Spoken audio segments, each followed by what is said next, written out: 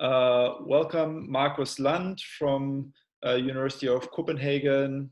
Thank you for talking about Hermitian K-theory. Yeah, thank you very much, Peter, for the invitation. So I'm very happy that this worked out after all. So we discussed, me coming to visit Purdue, maybe even in person before this Corona crisis. Now let's do it online. So I'm happy to be here, and I want to talk about Hermitian K-theory, which is a very, very general topic, of course. But the whole project, I want to stress immediately, is a part of a joint big project with Baptiste Calmès, Emanuele Dotto, Jonathan Harpaz, Fabian Hebstreit, Christian Moy, Dennis Nardin, Thomas Nikolaus, and Wolfgang Steimle. So this project did not start out with 9 of us, but it just turned out that each of us were working on very, very similar things, and there was a huge intersection. And then a couple of years back, we joined forces, and we're really now in the at a point where we're finishing sort of this series of papers about which I want to tell you some aspects of. So the idea of Hermitian K-theory is to study a version of algebraic K-theory not associated to just projective modules over a ring, but instead to things like symmetric bilinear forms over a ring. So that's the general idea of Hermitian K-theory. And as there are many variants of symmetric bilinear forms, or maybe you could have like minus symmetric forms, or you could have quadratic forms, or these things, this would all in principle be the subject of Hermitian K-theory. And today I just want to make it sort of as basic as possible for means of an introduction. So most of the talk today will be about algebra and things we can say in algebra, but I do want to stress that the setup that we have in general in principle allows us to treat more topologically sort of flavored examples. And if you're interested in some things and I didn't say anything along these lines until the end of the talk, please feel free to ask me.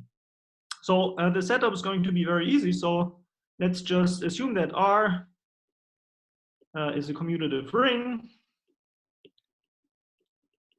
And if you don't want it to be a commutative, then you might also think it's just associative and equipped with an involution.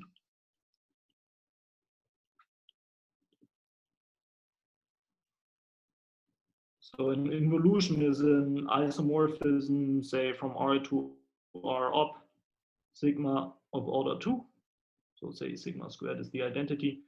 So think something like group rings, and then you can have the involution which sends a group element to its inverse. Right? These would also be interesting examples of rings that you might care about. But for everything that I want to talk about, it's sufficient to think about commutative rings. So the definition we want to go with today is the following, namely that a unimodular, well, non-degenerate, depending on your taste, symmetric bilinear form for me today is going to be consisting of a pair. So it's a pair, let me call it maybe P, comma Q with, okay, so P is a finitely generated projective module over R. So in particular, I mean, in principle, you could study more general bilinear forms over any kind of module over your ring, but I want to stick to forms that are defined on finitely generated projective modules over the ring. And Q, what is Q? Well, it's supposed to be a symmetric bilinear form in the first place. So what is that? A symmetric bilinear form is an R-linear map from the tensor product of P over P to R. And okay, so that would just be a bilinear form, right? And then it being symmetric means that it is invariant under the cyclic group order, the cyclic group of order 2 action on this tensor product, which flips the 2 factors. So it's just an R-linear map like this, R-linear. So that's just what it means to be symmetric bilinear. And then the condition of being unimodular means, so, oops, the unimodularity means, so that's a non-degeneracy condition. It means that an associated map from P to the dual of P, dual P, which is just forms from over R from P to R, which is given by sending a little element x to, well, which map from P to R are you going to take? You're going to take the one that sends, the one that sends y to your bilinear form evaluated on x tensor y. Okay, so then you want this map to be an isomorphism. So that's the condition of unimodularity. This is what it means to be unimodular or non-degenerate in, I don't know, that's what we learn in linear algebra. Non-degenerate form is something like this. Okay, and so this is the kind of object that we want to study today. So we want to study symmetric bilinear forms over commutative rings, say. And the reason one reason I think it's a valid thing to talk about symmetric bilinear forms in a topology seminar is the following examples that I would like you to keep in mind, namely that intersection forms on even dimensional, say, closed and oriented manifolds. Okay, so for instance, here are two very nice aspects I like. Namely, you can look at topological and simply connected form manifolds, say M, and to that you can associate its intersection form on the middle dimensional homology. So I don't know, maybe let me call the intersection form mu. So that's the intersection form on H2. H2n, C, and maybe I have to divide out torsion, I suppose. So that's going to be an intersection form with values in the integers. And this is almost one-to-one correspondence. So it's not really that. Friedman's theorem tells us that if you have two topological and simply connected form manifolds whose intersection form are isomorphic, then there are two cases. Either they are already homeomorphic if the intersection form is not even. Oh, I'm sorry, if it is even. And in the case if it's odd, then you might have two different topological manifolds. The one has a trivial cobordism invariant and the other one doesn't or something. But okay, so up to a minor epsilon, essentially the study of non-degenerate unimodular forms over the integers is the same thing as the homeomorphism classification of simply connected form manifolds, closed form manifolds. So I think that gives like a striking analogy between the algebra of forms and the topology of closed form manifolds. And during the talk, I will come up with a couple of examples where we find features of algebra where you can prove isomorphisms of forms in algebra. And then there's going to be a related sort of observation about homeomorphisms or diffeomorphisms of smooth manifolds. So I'll indicate this in some exercise. It's a cool way to switch back and forth. And a bit easier even is we can look at closed surfaces. I think this is maybe the even more classical case. So closed surfaces also have an intersection form. And then we can look at the intersection form on mod 2 cohomology. Or maybe I should call them sigma, I suppose. Surfaces deserve to be called sigma. Say with F2 coefficients.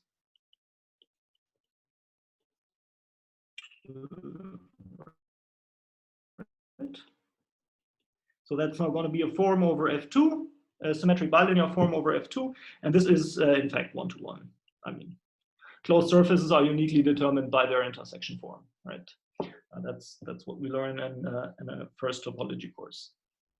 Okay, so here's a little observation that I want to make. Namely, the point is this, let me highlight this. So this analogy should tell us that studying all symmetric bilinear forms over the integers is ridiculously complicated because studying topological form manifolds is ridiculously complicated. So let's make a simplification in trying to study these symmetric bilinear forms. And so the simplification is based on the following observation.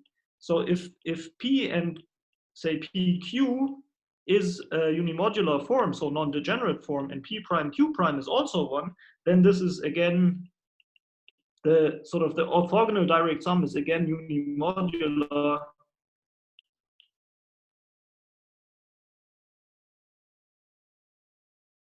if Q and Q prime are.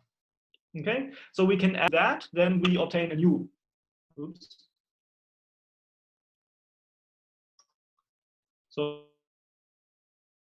if we add two modular, and so from this we can construct the following, namely an abelian monoid. So let's take this abelian monoid off. Well, what can we do? We can look at forms which are unimodular and symmetric and maybe live over finitely generated projective R modules. And then we can take them up to isomorphism and take this under this direct sum. So this is an abelian monoid that you might be more familiar with. We can just forget about the fact that we have a form on such a finitely generated projective module and go to finitely generated projective modules up to isomorphism under direct sum. And now you might be very familiar with the fact that this monoid can be group completed. So you just formally add inverse of this finitely generated projective modules, and what you obtain is the zeroth K group of your ring R. Okay, so that's a definition of the zeroth K group of R. It's just the group completion of these finitely generated projective modules. And so by that, we just make a definition by analogy and define GW0, so the zeroth Grothendieck-Witt group, to be the group completion of this monoid. Okay. And so then by this analogy, this group completion has a forgetful functor to the zeroth K group again. And so I want to convince you of the fact that forming this group completion makes a priori the study of such unimodular forms a bit easier. So here's maybe before we come to calculations of such GW0 groups or Grothendieck-Witt zero groups, let's think whether we can, I mean, like for a generic ring R, a commutative ring R, let's think if we can even find any interesting unimodular forms over finitely generated projective modules. A priori, it's not so clear whether, for example, you can always build. So if P is a finitely generated projective module over R, then we can consider the following object, namely, I want to call it hyp of P, so the hyperbolic form associated to P. And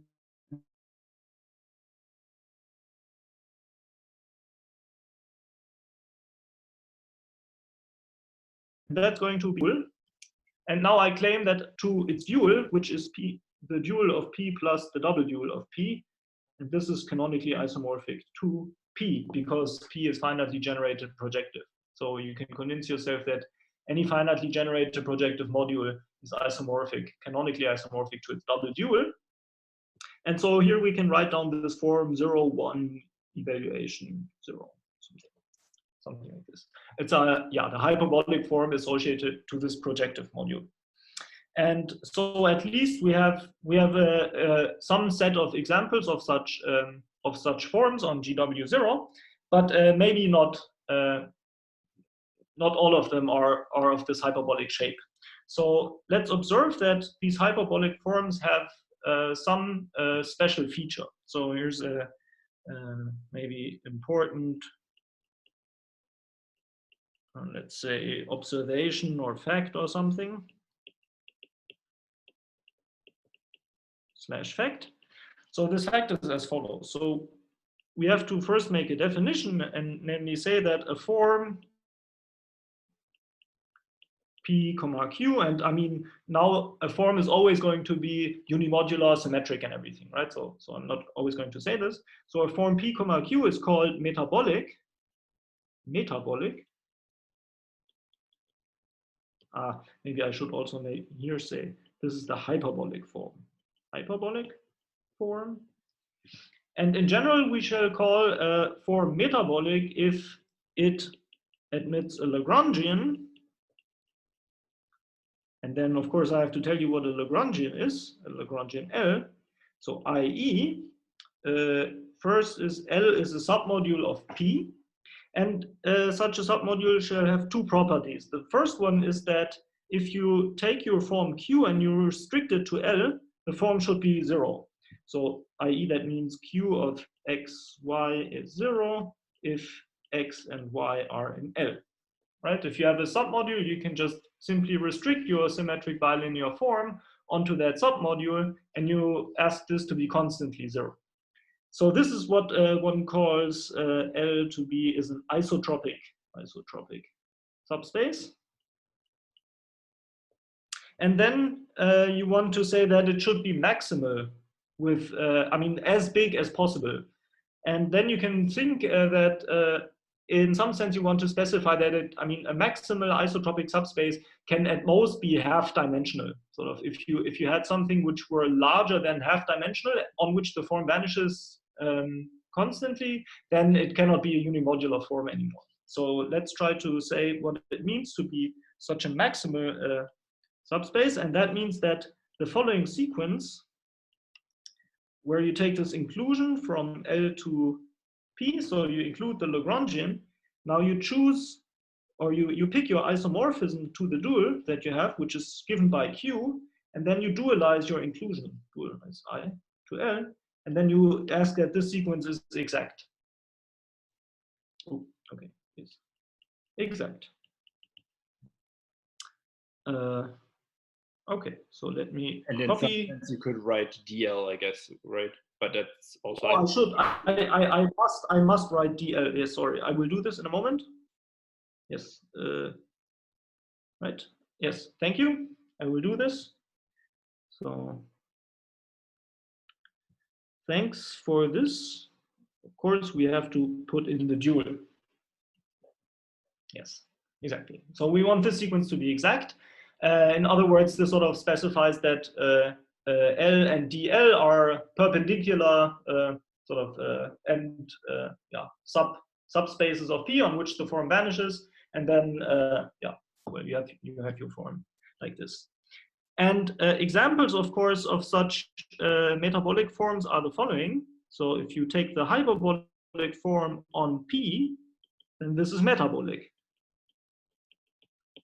And why is that? Well, because the diagonal inside P plus, or sorry, that was wrong. So not the diagonal, just the canonical inclusion in the first factor onto P times the dual of P is a Lagrangian. So I'll leave that as an exercise. That's it. Yeah. This, the concept of these hyperbolic forms is that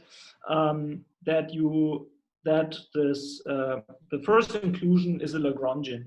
So if you think, okay, no, I'll do this a bit later. Okay, good. So this is nice. Hyperbolic forms are always metabolic, and then it's an important observation. So fact, the converse is not true.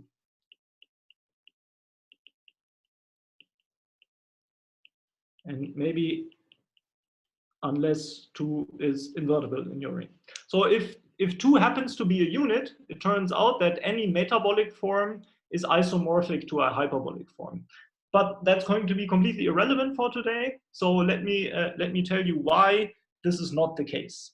And so a good example to keep in mind is the following form, namely the form which is represented by this symmetric matrix, so as form over Z squared. Right, so we learn in linear algebra that symmetric matrices represent symmetric bilinear forms on finitely generated free modules. So we can look at this nice form, and I claim that it's not, so this is metabolic, well, because the sort of the inclusion in the first summand into Z square is a Lagrangian. I mean, clearly Z is half-dimensional inside Z squared, so the quotient will be, again, isomorphic to Z. And the fact that this is a Lagrangian can be seen by the fact that there is a 0 here. So if you restrict to this left upper corner, of course, the thing is 0. Okay, so this is a Lagrangian. Very good, but it's not hyperbolic. But not hyperbolic. And why is that? Well, let me just say in words that a hyperbolic form over the integers always has the property that if you evaluate it on the diagonal, right? If you just add twice the same element, then it's going to give you an even number. Or in fact, a hyperbolic form, it will give you 0. But this corner tells us that that's not the case. Okay? And so here's a little fun exercise. Oh, here's a fun exercise of which simply connected form manifold is this the intersection form. Oh, okay, so I claim that so by Friedman's result, there is some simply connected manifold which has this intersection form. And yeah, I'll come back to this example in a bit because I think it's kind of neat. Okay, so you can try to think about this if you're already bored. And now so that was the fact. In general, these metabolic forms are not hyperbolic forms. And here's the key fact that suppose PQ is metabolic with Lagrangian L inside P. Then it is a hyperbolic form on this Lagrangian inside the Grothendieck-Witt group of R. Okay, so in general, in this monoid of forms, this is not the case. I mean, it's just not true that metabolic forms are hyperbolic. But it turns out once we group complete, we've kind of killed this problem. And this has to do with the fact that in general, such monoids might not satisfy cancellation properties. So if you add things on them and things then become isomorphic, they need not have been isomorphic before. But of course, in groups, something like this is true, right? Because you can add and then you can subtract again. So once you pass to these group completions, you can simplify these things if you just know that things are, that two a priori different forms are maybe stably isomorphic if you just add sort of a different other form. And so I'm not going to prove this. Is actually, in fact, not a trivial result to prove in general. But let's discuss the following fun example, namely the example of the following form over Z cubed. Okay, so let's look at this fun form that we have above, which is metabolic but not hyperbolic. And let's add just the form, which is that this form is in fact isomorphic to the form 0, 1, 1, 0, then 1, 0, 0, 0, 0, where now this term is the hyperbolic on Z with, yes, I mean, in sort of this sense. Right? So after we've added a single 1, these forms do become isomorphic. So I encourage you to prove this by hand. And so let me now solve this exercise of which this is the form. So here's the geometric analog of this, or the geometric statement which implies this isomorphisms of forms upon taking the intersection form. So this is the following, that if you take S2 and then let me do a twiddle S2. So I claim that there are precisely two S2 bundles over S2. One is the trivial one, S2 times S2, and then there's another one, which is not trivial. And yes, some twisted S2 bundle over S2. And this S2 bundle over S2 has precisely this intersection form. So that's this is the form manifold I was thinking about before. And now if we think about direct sums of forms in geometry, this corresponds to taking connected sum of manifolds. And so here we can take connected sum with CP2, and it turns out that this is diffeomorphic to S2 times S2. connected some CP2. Okay, so that's the geometric fact that is behind such a reasoning. I mean, I don't know, this is the corresponding geometric fact. So if you don't know this, then I encourage you to think about either of the two, and by this Friedman result, the algebra implies topology, and clearly topology implies algebra. So this is kind of a fun fact.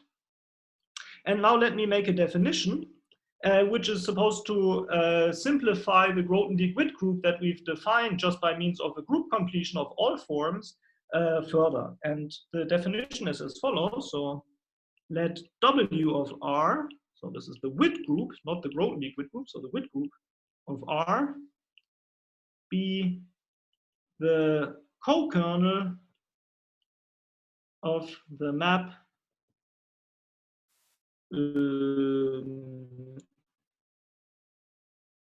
that we obtain from K0 of R to GW0 of R, which is sort of induced by taking a projective module to its hyperbolic form on P. Okay, so that this guy, so co-kernel, this map is W of R. So that's called the Witt group. Let me copy the definition and move to the next slide. Oops.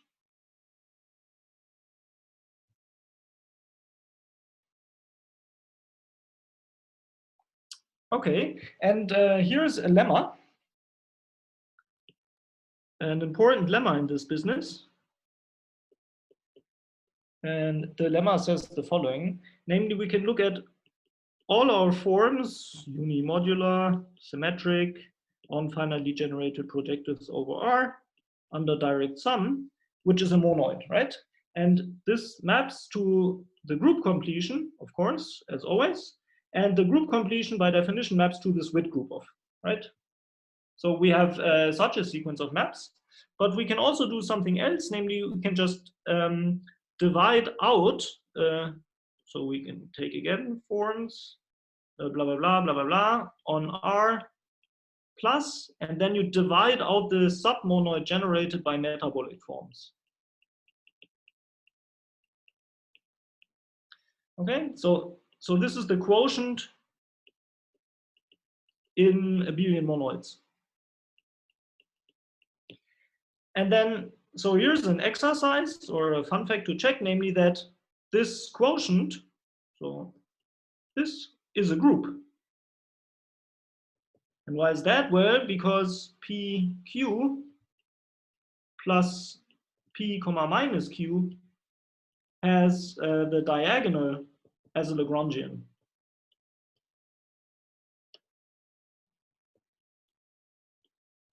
Right? So in the quotient, P comma minus Q now becomes the inverse of P comma Q, just by construction. So this turns out to be a group.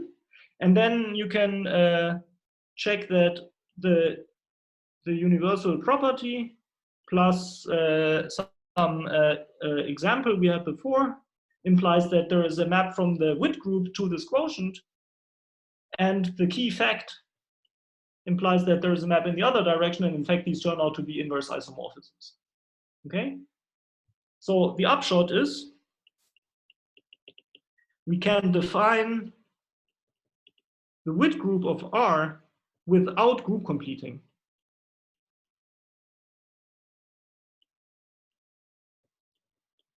And that in fact makes it much easier to calculate. So this makes it more accessible. So in general, these group completions are just complicated objects. And the fact that we have an immediate presentation in terms of generators and relations for the Witt group is very helpful in terms of explicit computations. So let me do, some examples. Okay, so the examples are as follows. Let me do maybe the exact sequence. K naught of Z goes to GW naught of Z goes to the Witt group of Z. And then this goes to 0. So this is an exact sequence by the definition of the Witt group. And now, well, we all know what K0 of Z is, so that's just Z determined by the rank. And it turns out that the Witt group of Z can be also calculated, and this turns out to be isomorphic to Z by taking the signature. Okay, so you can just take your form over the integers, you can view it as a form over the real numbers, and then by Sylvester's theorem, you can write it as a couple of ones and a couple of minus ones, and then you just take the difference of these two numbers, which is the signature. Turns out this is invariant under things that have a Lagrangian, because if a form admits a Lagrangian, it in fact means that the signature is 0. So this is a well-defined signature map, and turns out to be an isomorphism. And so this will tell us that the Grothendieck-Witt group is Z plus Z. And if we write it like this, then the hyperbolic map, let me write it as the inclusion in the second factor. This is the projection to the first. And then this map becomes, what is it? I guess the signature. And then you have to take the rank minus signature divided by 2. So here's a little exercise. If you have a non-degenerate form, then the signature and the rank are congruent, I mean, are equal modulo 2. Right? So you can take the difference and then divide by 2. So this is going to be a nice isomorphism here. So that's maybe a nice example, and it's also fun to calculate GW0 of FP. Or maybe, I don't know, if you get bored, then I invite you to do this. So the exercise would be to find out that, in fact, it's given by Z plus, and then most canonically, you can look at the units of FP, and then you can divide out all units which are squares. So this is still the rank, and this is what's called the discriminant. And so from this exercise, I invite you also to work out what is the Witt group of FP. And it will turn out that this Witt group of FP will depend on P being 1 or 3 modulo 4. So that's a fun exercise in algebra that I invite you to do. Okay, so one reason that I like symmetric bilinear forms is because they are naturally attached to manifolds, right, as the intersection forms. And now I want to make the point that as in higher algebraic K-theory, so K0 is about projective modules, right? And the higher K groups are about automorphisms of projective modules, right? K1 is about units in your ring, etc. And likewise, we're going to now define a higher version of Grothendieck-Witt theory, whose sort of higher groups have to do with automorphisms of symmetric bilinear forms. And automorphisms of symmetric bilinear forms are also something that canonically come from geometry, namely by considering things like diffeomorphisms of a manifold. So just a little remark. If you have, or maybe I should say, if you have an orientation preserving diffeomorphism or for n-dimensional manifold, then you can get to the group of automorphisms of its associated H2NNZ viewed as a symmetric bilinear form, right? And so this will relate things like the diffeomorphism group of M to higher Grothendieck-Witt theory in the sense that I'm going to define just now. Okay, so the definition fits here. Okay, so the definition I want to make is the following. So we're going to define a space GW of R, or in fact a connective spectrum, as follows. So what we're going to do is we're again going to look at these unimodular forms, symmetric over finitely generated projective modules over R.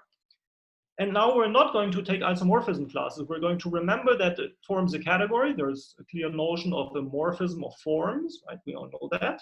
And then we can keep all isomorphisms. So that makes this a groupoid. And then we can still remember that there is a direct sum. So this makes this guy a symmetric monoidal category. In fact, a symmetric monoidal groupoid, because we've restricted only to isomorphisms. And symmetric monoidal groupoids can be group completed. And so we can take this object and group complete it. And now this is going to be something that's called an E-infinity space. But it's in particular just a topological space, a group-like E-infinity space. So i.e. it is a connective spectrum. And in analogy, just if you don't know this, then the analogous definition for K-theory of a ring just works exactly the same. You take the category of finitely generated projective R modules with all isomorphisms with direct sum, view it as a symmetric monoidal groupoid and group complete that. Okay. Also in the infinity space, or a space with a coherent, coherently commutative multiplication, induced by just taking the direct sum of forms and modules respectively. And then we define the higher GW groups or the higher Grothendieck-Witt groups just as the homotopy groups of this group completion. And so, oops. Let me, okay. Good. Right. And so, for instance, from this, you can get, in fact, a nice map from, I just want to say this for those of you who might be interested in something like this, that you can look at the classifying space of the diffeomorphism group of orientation preserving diffeomorphisms, and it's going to give by definition a map to some sort of GW space, and then you have to, I don't know, do something like a shift by 4n. This is just some fluff that you don't have to care about. There is some variant of GW space which receives a map from this classifying space of diffeomorphisms, and this map potentially has the option of, you know, pulling back characteristic classes to interesting cohomology classes of your of bdiff of n, or I don't know, various other things. And I mean, such maps have been studied in the literature a lot, and much is known about those. And I just want to highlight that many of the things that one knows can be very nicely reinterpreted in the framework that we use in this 9-author project to deal with Grothendieck-Witt groups in general. So today I don't want to discuss this, but there is something like this. And let me give an example as to make this a bit less frightening. So this is an example of the group completion theorem. The group completion theorem tells us the following, that if we, for instance, take this space GW of Z, and you just look at, so let me write this as tau greater than 0. So forget about the set of connected components, just look at the connected component of the unit element in pi 0. Then this is now a connected space, and as such has a description as a plus construction of B O infinity Z plus, where this is the co-limit where n goes to infinity of some group that's called ONZ, and ONZ is the automorphisms of the form which is of that kind. Okay, so there's this canonical symmetric bilinear form with a 1 and a -1. Then you can take an n-fold sum of that and look at the automorphisms of that, call that group On of Z, and then take the co-limit over n going to infinity, take the classifying space, and this turns out to be something that you can plus construct in the sense of Quillen plus construction. So in other words, as in ordinary algebraic K-theory, where the K-theory spectrum relates to something about like infinite general linear groups, now this Grothendieck-Witt spectrum relates to this a plus construction on these groups of automorphisms of your symmetric bilinear form that you chose. Okay, and then there are variants of these results. I mean, there's something called symplectic K-theory, etc. So there are more interesting such groups that appear here. But in other words, the group completion tells us that this the connected components of this space GW of C may be described in terms of such a plus construction on a very familiar group of automorphisms. And for those of you who know this, this implies that, for instance, the homology of this spectrum is can be interpreted in terms of the homology of the group O infinity. This has to do with the fact that or I mean, at least I should better say the homology of the underlying space of this GW spectrum has a relation or is identified with the homology of O infinity Z. So this is, for instance, the way that Quinn proves something like finite generation of K groups of rings of integers and number fields that he, by some cell class theory, you only have to prove it for homology, and then you appeal to some group homology arguments. So that's a very useful thing to have. And so here's the theorem that I want to convince you is a useful thing to know.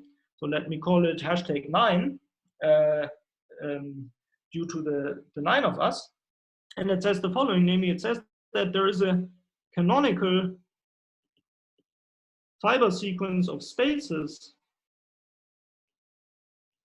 of maybe spectra, spaces depending on what you want. You have to interpret some term correctly. Namely, you can look at the K-theory space of R, and it turns out that the association of sending a finitely generated projective to its dual induces a C2 action on this K-theory spectrum. And you can take the homotopy orbits with respect to the C2 action. So the sort of the homotopy theoretic quotient of C2 acting on K of R. And then it turns out that, of course, the hyperbolic form of P and its dual are isomorphic canonically. This will tell us that the hyperbolic map factors through this quotient by this C2 action. There's going to be an induced hyperbolic map like this. And one can describe the third term in terms of something that I want to call symmetric classical L-theory of R. So this is Ranicki's classical, and so let me say non-periodic symmetric L-theory. So that was defined roughly in the end of the 90s, in the end of the 70s. So Andrew, essentially all of his life, worked on things called algebraic L-theory. And so this was his very, very first definition of symmetric L-theory that appears in this theorem as the third term relating this group completion of finitely generated projective forms, the homotopy C2 orbits on the K-theory, and then you get this term. And the idea that I want to say here is that the zeroth homotopy group of this classical L spectrum is just isomorphic to the Witt group, although it's not sort of by definition the same, it's almost by definition the same. And the higher symmetric classical L groups also have sort of nice and easy generators and relations descriptions. Okay, so unlike the algebraic K-theory and unlike GW, which are defined in terms of the group completion, and hence their higher homotopy groups don't a priori have nice generators and relations descriptions. I mean, at least not sort of by design or by default. It turns out this L-theory term that is there, the homotopy groups of it have a very concrete description, and hence such a fiber sequence, right? This gives you a long exact sequence in homotopy groups, and hence it allows you very efficiently to sort of manipulate and understand this term, which sort of determines the failure of this hyperbolic map to be an equivalence. So I'm a bit confused. You said this is a theorem of yours, but you also said that this is the definition of Ranicki. Maybe yes, I've understood one of the two. Well, I mean, yes, so what I want to say is that this object had already appeared. I mean, Ranicki has not really officially defined a spectrum which has these symmetric L groups as homotopy groups, but one can write one down, and the statement is that this one appears in a fiber sequence like this. And it's not defined as to be in a fiber sequence. The theorem is that was my misunderstanding, that it sounded like it was defined as in this. No, not at all. Absolutely not. It's very much not defined as to be in such a fiber sequence, but it turns out to be in one. So let me do 2 remarks, and then I'll try to wrap up with a couple of things that one can do once we have such a theorem. So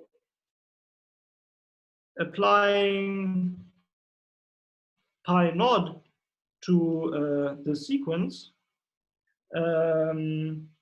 recovers the exact sequence in the definition of W of R, using this this fact that the 0th L group is a Witt group. Okay, so this is sort of the canonical implementation of this exact sequence that we have, and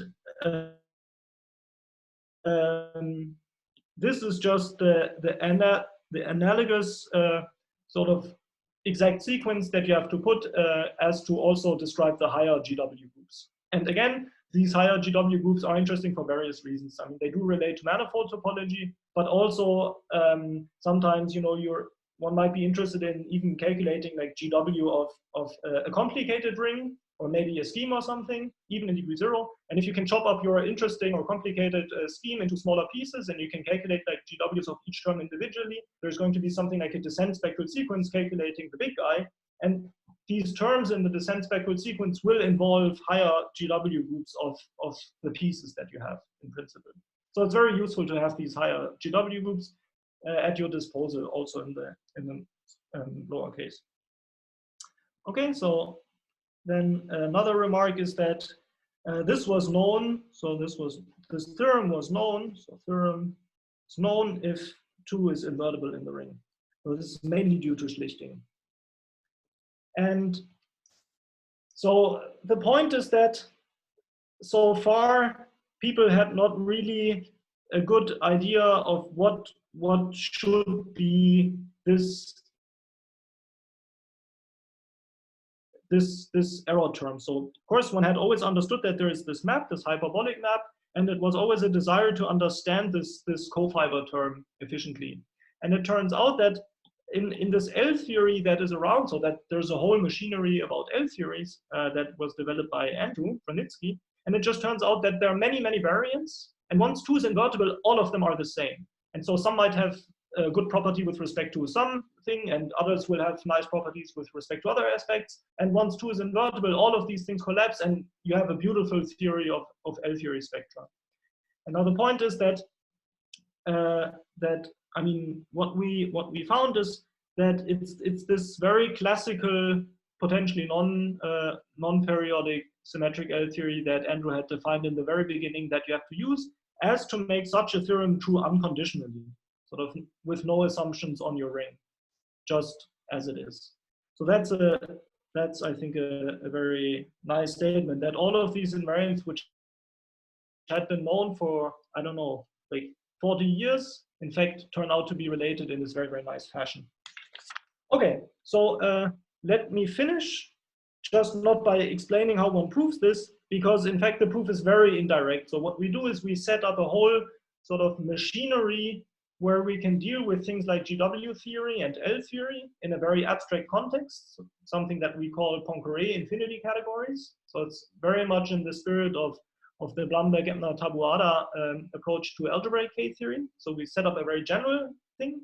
Then we prove a very general such fiber sequence involving K-theory, GW, and L theory. And then we have to find a correct example which reproduces this example. Right? So that is going to be yet another comparison result, that for a particular Poincare infinity category, the GW we abstractly construct is in fact the group completion, and the L theory you abstractly construct is in fact the one that one knows due to Andrew.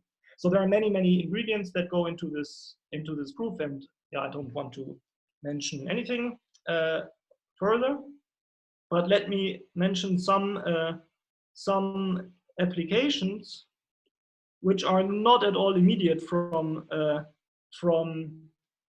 this theorem. You still have to input further things, but just let me tell you a couple of things that one can prove. So consequences that you can prove is, for instance, that if O is the ring of integers in a number field, so recall a number field is just a finite extension of Q, finite field extension of Q. And then inside you can look at the ring of algebraic integers. And So you can prove the following things about O to GW of O, and then you invert 2 in this ring, right? It's still a ring, so this is a 2 local equivalence.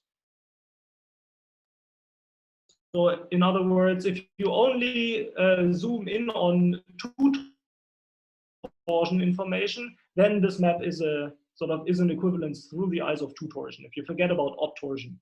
So this was, I think, for O equals to Z, this was a conjecture of Barry-Karoubi. And it just works in the generality of a ring of integers in the number field. So another thing you can show is that all GW groups of such rings of integers are finitely generated. So that's very much in the spirit of Quillen's finite generation of the K groups. And then we can just leverage the finite generation of K groups together with knowledge about the L groups of such rings of integers and number fields as to deduce finite generation for GW.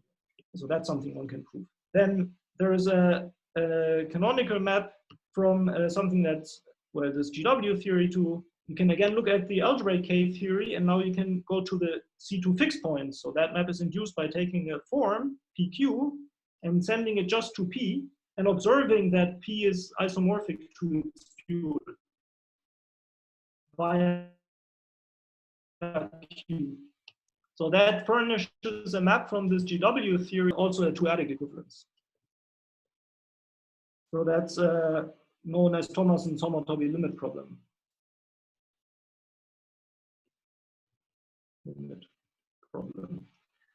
Something that has been discussed for a very long time in this field of Hermitian algebraic K theory, whether or not this comparison map might be a two-adic equivalence or through the eyes of two torsion information. And then also let me say that these are now things about the two torsion, but if you look at the sequence and you invert 2, so you sort of focus on odd primary torsion, then the sequence in fact simplifies a lot and it splits. So the GW term will become just the sum of that term and this L theory term. And so things are as easy as they can possibly be. And that was also already more or less known previously due to work of Karoubi's, who sort of invented all this business. And really our contribution is to get rid of these assumptions that 2 need to be invertible in the base ring, and then we can sort of extract information about really the rings of integers and number fields or other rings in which 2 is not assumed to be invertible. Okay, so there are some more things one can do with such sequences of more topological flavor, which I will only go into if people are interested. But I think I'm 3 minutes over time, so I apologize for that, and we'll stop here. Well, thank you, Markus. We still haven't really figured out how to thank you, but I usually clap a little bit. Yeah, some other people sometimes clap. And let me start with a quick question. So the 3 applications you gave, those are all new. Is that what you said? Yeah, I mean, yes. Can I mention one more? I forgot. Let me mention that I forgot one. So one can just calculate using the first thing. One can calculate things like GW of Z, say in a range of degrees maybe less than 20,000 unconditionally, and beyond that just conditional on Kummer and Diver. Wait, but you don't even know K of Z for like 12 or something. Yeah, but I mean, this is the point. So calculate GW of Z, except that we potentially do not know that certain groups, whether or not they are cyclic. So we know the order of these groups, unconditional in every range. And the Kummer-Van Diver conjecture will say that these groups, this Kummer-Van Diver conjecture says that these groups turn out to be cyclic. So if you know the order, then you're also fine. And in fact, the other terms, like the fact whether or not the K groups of Z are 0 does not enter this calculation, just turns out. Yeah. So one can make this extremely explicit. And I also want to mention that the way one can calculate this, and likewise things like, I don't know, KSP of Z or KSPQ of Z or something. I mean, all these terms you can just essentially calculate in full generality. And this was also announced by Marco Schlichting. So Marco has a very similar, or has announced a very similar result as our #9 sequence. I'm not completely clear about all details that he has. I believe that his setup is slightly more algebraic than ours. I didn't discuss this, but in principle, we can also insert things like parametrized spectra in our setup. And this is extremely useful for calculations along the lines that appear in like surgery theory and high-dimensional manifold classification. So there was work of Weiss and Williams, and there's like very close relationship here. But Marco has also announced these kinds of results. And I mean, I suppose that his methods will equally give this. I mean, once one has this fiber sequence, the rest is sort of not easy, but well known how you deduce these things. I see. Are there other questions? This is just a very minor question, but why did you define O infinity of Z the way you did, with the -1 in the form? Well, because that's the one I know that gives this plus construction. Yeah, I mean, every form is direct summand in that. So yeah, would you have preferred to have it? Well, I would think you would have a. I mean, well, I don't know, but I would think that you, like, what about the form that's 1 0 0 1 to the n? Well, yeah, no, that's not good. I mean, yeah, that's not going to be enough. No. Right, I'm sorry. So maybe this is sometimes also known as O infinity of Z. Mm-hmm. So yes, you really have to take, yes, so that really refers to, I mean, O n, n being the automorphisms of maybe, mm-hmm. You know, this better like this, like 1 to the n and then -1 to the n. I mean, you really have to make sure that every form is a direct summand in that thing as to apply a group completion theorem, right? Okay. I mean, you want to group complete everything, you have to make sure that you have sort of a co-final system, and so you have to make sure that that it's not only ones appearing. Okay. Yeah. Sorry. I have another question concerning this. So do you not know about, is there, I don't know personally, but I would have thought there is a homological stability for O and N as well, and then probably yes. You get that the small O and N are finally generated, the homology of those, and you would get that then the homotopy of GW is yes, I'm not absolutely certain about the status here, so I do think that it was known prior to our work that GW of Z is finitely generated. For general rings, you have to be a bit more careful that you also always find such co-final systems so that you can really reduce something to the plus construction of a particular form for which you can use homological stability and then maybe finite results. So on the other hand, I'm not an expert in this area, but I always get sort of worried that, I mean, you have to argue that the groups, like itself, the finite groups have finitely generated homology.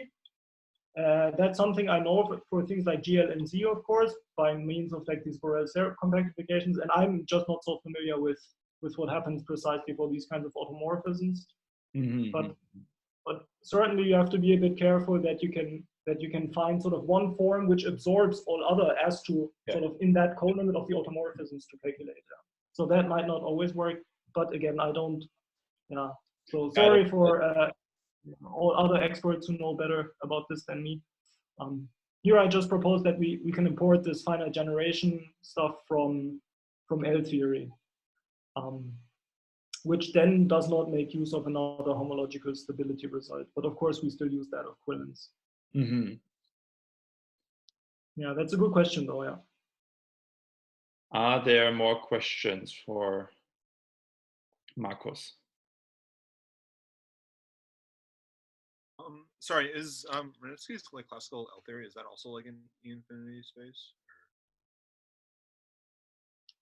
Can you speak louder? I couldn't. Oh yeah, sorry. In Ranicki's classical symmetric L theory, is that also an infinity like spectra or whatever, or space?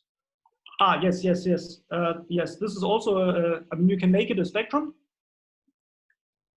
and in fact, yes. So you can make it a spectrum, and in fact, if R is a commutative ring, you can make it an infinity ring spectrum. That's also something we do.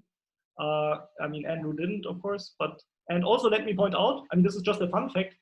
If you ever look at the definition of these L groups, you will find that if you want to construct a space, what you will be able to do more or less in the usual way one defines these L spaces in terms of add constructions, is you will be able to construct a connective spectrum. It will not have sort of canonically negative homotopy groups.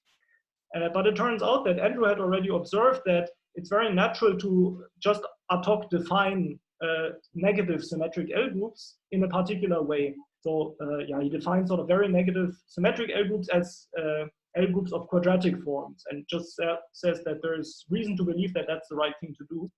And it turns out that in our machine, we produce canonically a non-connective spectrum, all of whose homotopy groups are as Andrew had observed. So in fact, yeah, we also produce a canonical spectrum, all of whose homotopy groups are exactly as Andrew sort of envisioned. Though with his idea of constructing such a spectrum, he could only construct the connective part of it. So the non-connective degrouping is not so clear.